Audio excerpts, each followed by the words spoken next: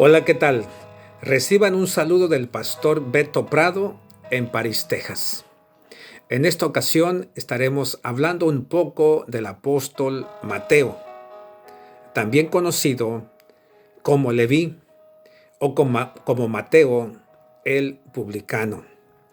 Mateo significa don de Dios. Lugar de nacimiento, Capernaum, en la región de Galilea. ¿Cuál fue su profesión antes de ser llamado por el Señor Jesús?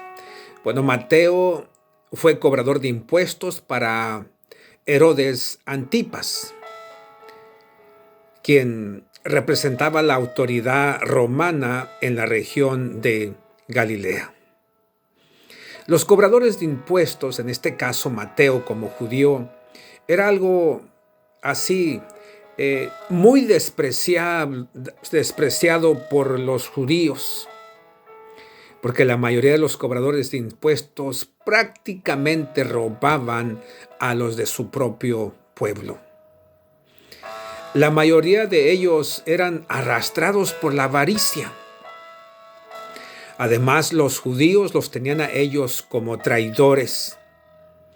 Específicamente, Mateo, si provenía de la tribu de Leví, como algunos opinan, pues entonces, ¿en dónde estaba su honor y su lealtad como representante de la tribu sacerdotal de Israel? En otras palabras, para Mateo no había perdón de Dios. No había perdón de su pueblo ni de Dios. Era lo que la cultura judía creía respecto a los publicanos judíos que cobraban impuestos para el imperio romano. Recordemos que los cobradores de impuestos o los publicanos se les prohibía entrar a los templos o sinagogas judías. Su nivel espiritual estaba catalogado como lo más bajo. Mateo fue hijo de Alfeo. Y algunos creen que su hermano también fue discípulo del Señor Jesús.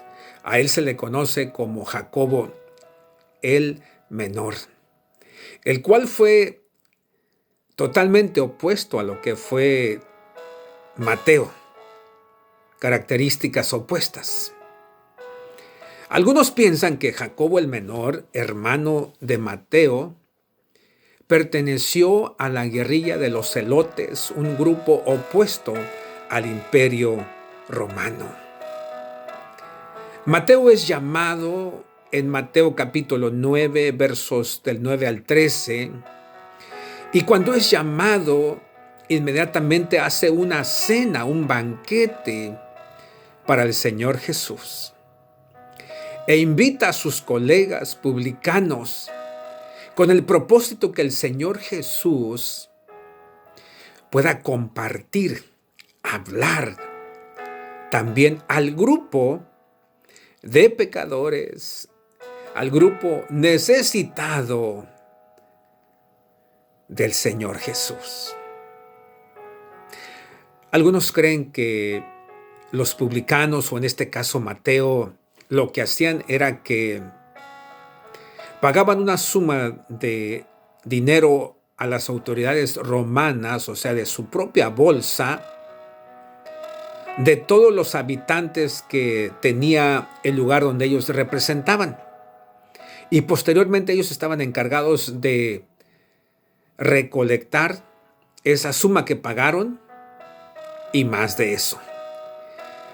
Cuando el residente judío se negaba a pagar la cantidad que les cobraban los publicanos, lo cual era un impuesto injusto, porque ellos podían cobrar lo que ellos querían, ellos reportaban a las autoridades y las autoridades se encargaban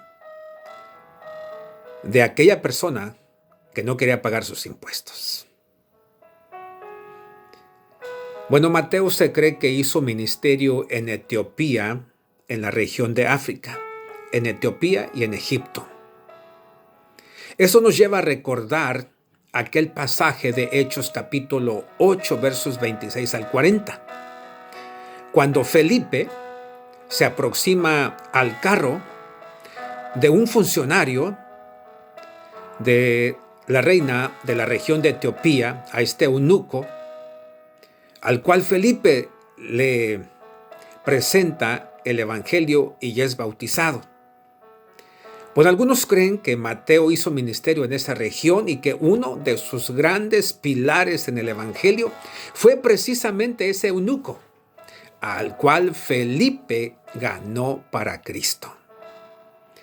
Mateo escribe el evangelio con el mismo nombre, Mateo, el cual escribe a su pueblo, a su raza, a la raza judía, que originalmente lo escribió en hebreo y posteriormente fue traducido al griego. Se cree que Mateo murió en Egipto o en Etiopía, quizás fue torturado y asesinado.